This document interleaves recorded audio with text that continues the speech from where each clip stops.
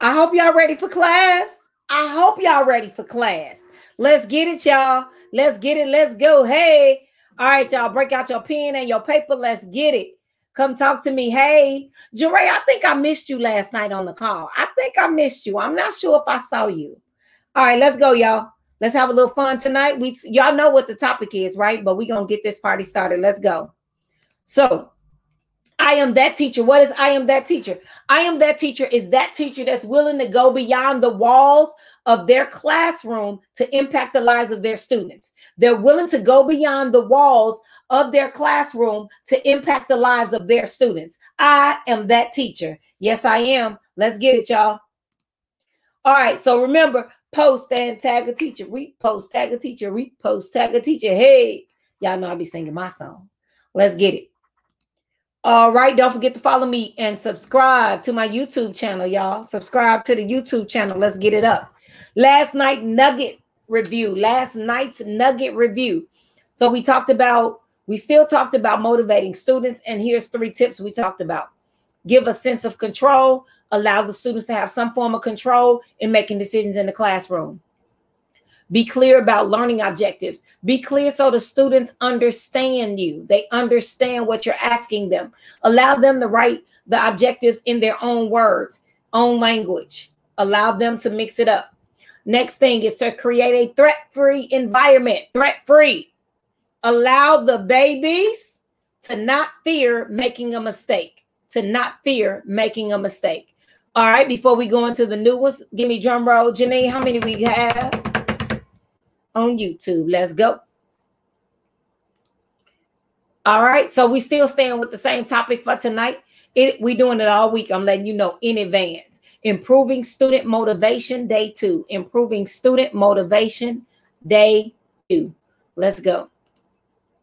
Change your scenery. What do I mean by change your scenery? Okay, we in a pandemic, Val. What you want us to do? I don't care if you're changing your background every day. I don't care what you're doing. I think you need to kick it up.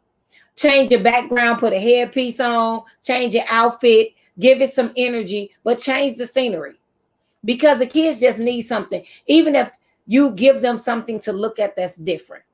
If you are in school, see if you're able to go outside. Are you able to go outside? Are you able to do some different things? Because your kids are tired and they're virtual, but guess what? They'll get motivated when there's change. Now, you can't change every day because that's going to make some of the kids crazy.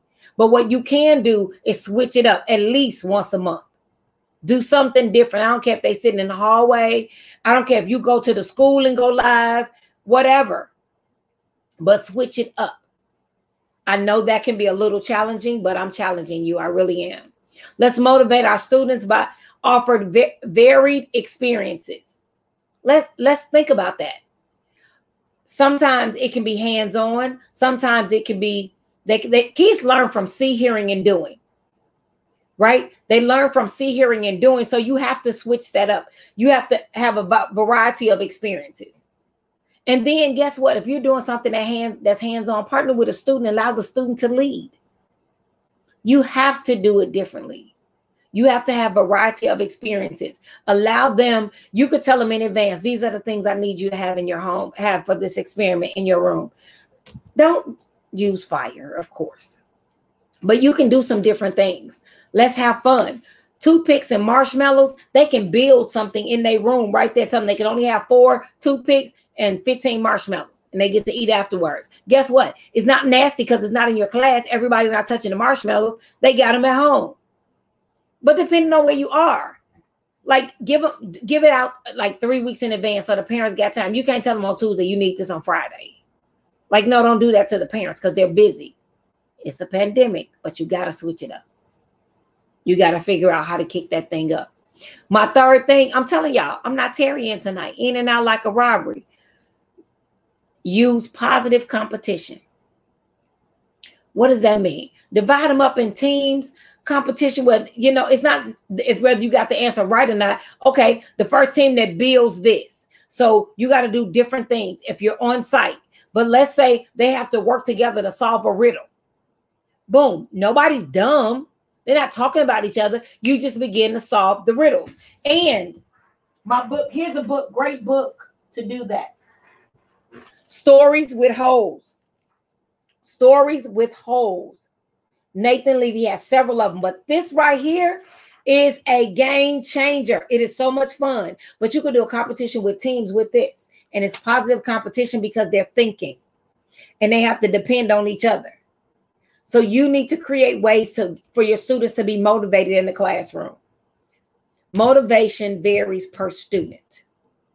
It is not one size fit all, not at all. It is not one size fit all at all. And what do I mean by that? Why do I say that? Because some students are motivated just by you saying their name. Other students are motivated by you complimenting their work. Other students are motivated by competition. So you have to figure out who's in your class and how do you motivate them. We have to stop, and I'm going to say this every single night. Stop thinking, oh, they should know how to do that by now. Oh, they coming in 8th grade. They should just be ready. No, no. So what if your pastor said, you 27, you shouldn't be making them mistakes no more. You should be better at this by now.